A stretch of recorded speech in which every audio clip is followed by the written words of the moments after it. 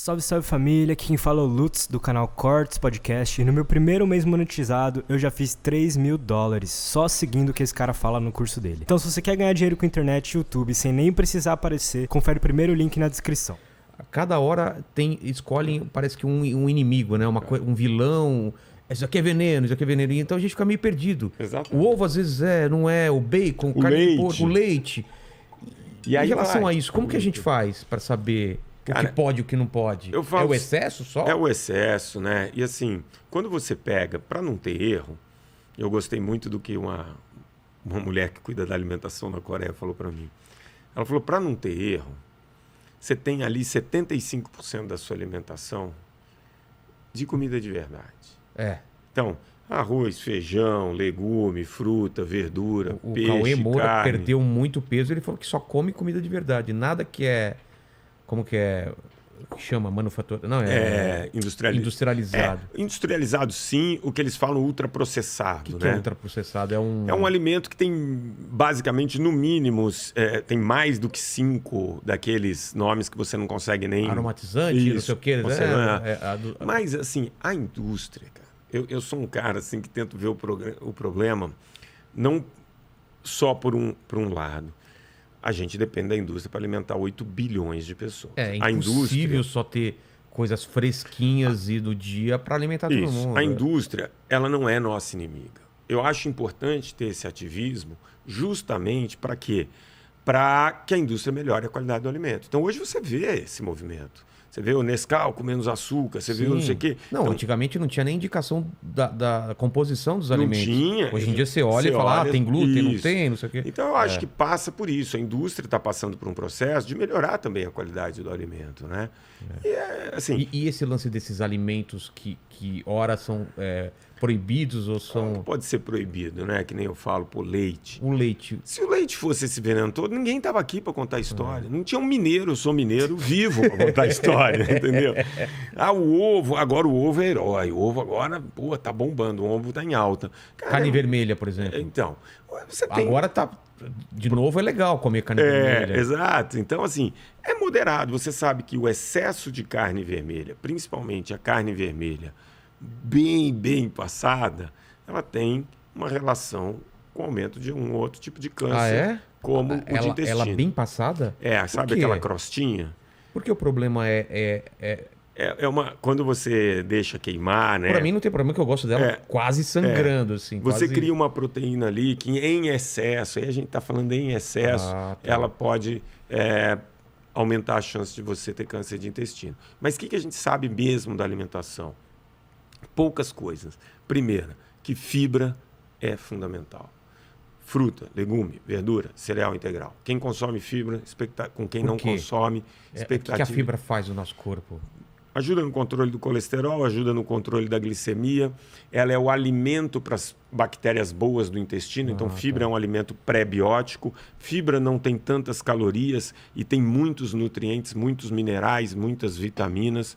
Quando você consome mais fibra, você tem mais saciedade. Seu trânsito intestinal funciona melhor.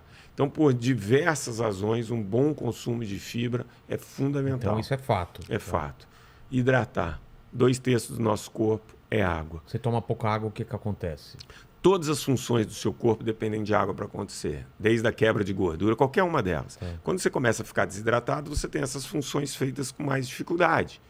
Então, você precisa de um corpo bem hidratado. Terceira coisa... Nossa, minha mulher toda hora me enche o saco para tomar beber água. Eu também. Aí um tio dela morreu afogado, eu falei, tá vendo? Bebeu muita água. Ela não gosta muito dessa piada, essa mas... piada foi boa. Outra coisa. Sal, açúcar e gordura em excesso. Sal, por exemplo, é uma coisa que eu não... Passou um pouquinho... O pessoal coloca muito sal para mim nas coisas. Cara, às vezes nem experimentou a comida, o cara tá pondo sal. O sal, ele é uma coisa que vem lá de trás? É natural pra gente usar sal? Cara, você tem uma quantidade recomendada do OMS, né, de sal por dia, porque a gente sabe que o excesso de sal tem uma relação aí bem perigosa com a nossa saúde cardiovascular. Então, você consumir sal em excesso... não tem porquê. E o açúcar, não sei se... E o açúcar, você tem uma quantidade ok que você pode comer, mas o açúcar em excesso E a caloria vazia. E o açúcar ele não existia até muito pouco tempo aí, né? Ele não existia. Cara, eu sou um defensor do açúcar. Assim, primeiro... eu tô falando porque eu sou um viciado em açúcar. Eu também. Você vê no começo da história da nossa raça, né? Tá. Como que uma pessoa distinguia se um alimento ia ser consumido ou não? Pelo sabor doce. Se ele é amargo, você não consumia e descartava. Né? Então, a gente já tem uma tendência para esse paladar um pouco mais doce. E por que o corpo ele gosta de coisas doces? Porque tem a ver com energia? Tem primeiro açúcar, é uma energia rápida, disponível rapidamente. E aí a gente tem que tentar entender como o açúcar, obviamente em excesso não faz bem, mas ele não é o vilão. Vamos supor que a gente era vivo no começo da década de 80, quando a gente nasceu, 83, vamos fazer esse exercício 84, aí. Vamos pensar. Vamos imaginar um garoto que tinha seus 14 anos ali, mais ou menos. O que tinha embaixo da pia, normalmente? Você tinha uma latona de açúcar. Não existia adoçante no Brasil. Não. E por que o Brasil tinha menos de 10% das pessoas acima do peso? Se não tinha adoçante. Se a galera adoçava com açúcar. Sabe que meu pai falava? Meu pai era muito tosco, cara. Eu pedia chocolate, falou, não tem chocolate, coloca açúcar dentro do pão. Olha o que a gente fazia. Fazia um buraco. Açúcar com pão. Não façam isso, não façam isso. Furava o pão francês, colocava açúcar e a gente comia. Na veia. Mano. Carboidrato na veia. E não era gordo. Mas a gente gastava muito. Você ia pra rua e ficava a tarde inteira. Isso é verdade. Agora, eu não estou recomendando que ninguém faça isso hoje. As crianças não brigam. Se fizer isso, ferrou. Mas assim, o que eu estou falando é... Claro que o açúcar em excesso... A alimentação, você tem que pensar em quatro pilares. Quantidade.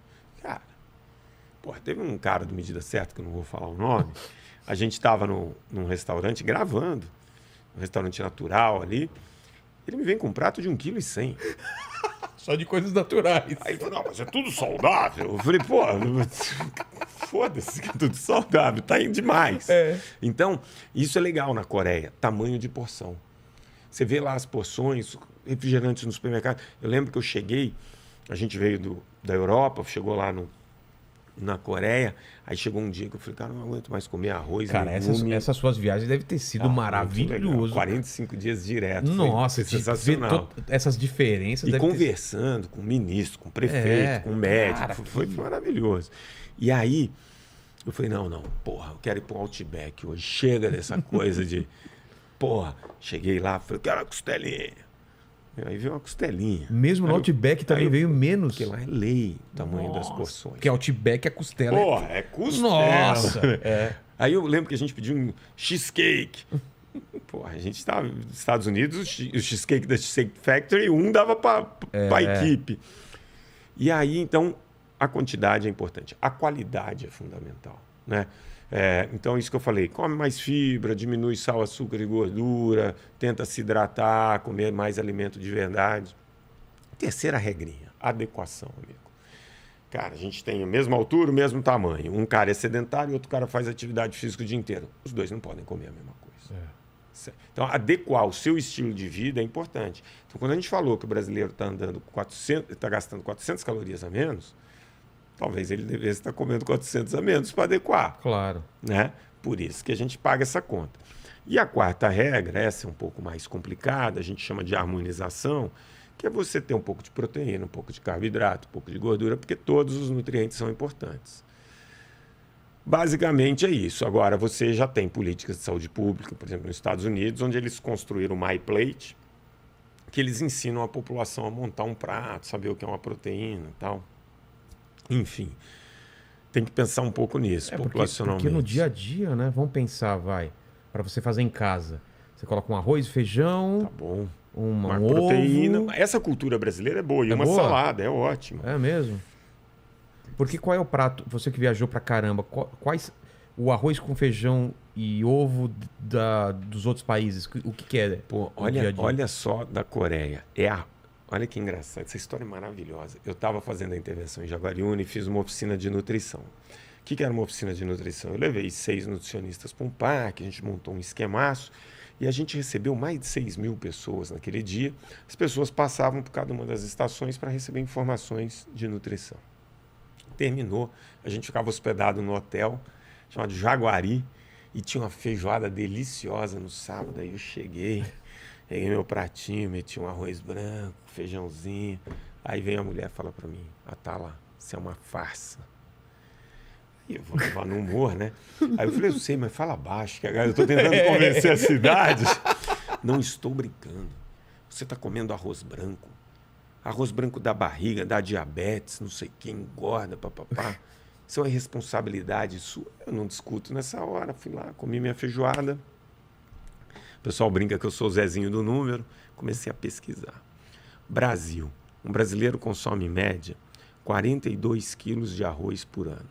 Ô, louco, é muita coisa. Aí eu fui ver o coreano. Nossa. 120 quilos, em média. Os caras comem arroz no café da manhã. No café da manhã, No né? café da manhã. Aí É o mesmo tipo de arroz? É o mesmo tipo de arroz. Aí olha que louco. A Coreia é o país com menor índice de pessoas obesas, menos de 5%. O Brasil já está com 26% da população obesa. A Coreia tem 11 anos a mais de expectativa de vida.